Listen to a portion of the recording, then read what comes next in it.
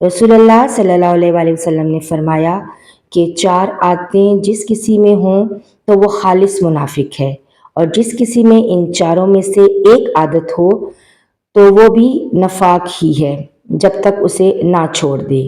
وہ یہ ہیں: جب اسے امین بنایا جائے تو امانت میں خیانت کرے اور بات کرتے وقت جھوٹ بولے، اور جب کسی سے عہد کرے تو اسے پورا نہ کرے، اور جب کسی سے لڑے تو گالیوں پر اتر آئے۔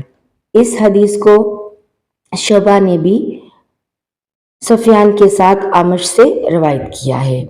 صحیح بخاری حدیث نمبر 34۔ رسول اللہ صلی اللہ علیہ وسلم نے فرمایا، جو شخص شب قدر ایمان کے ساتھ محض ثواب آخرت کے لیے ذکر و عبادت میں گزارے، اس کے گزشتہ گناہ بخش دیے جاتے ہیں۔ صحیح بخاری حدیث نمبر 35۔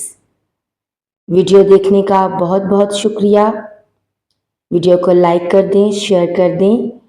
اگر چینل پر نئے ہیں تو چینل کو سبسکرائب کر دیں اور ایک پیارا سا کمنٹ ضرور کر دیں۔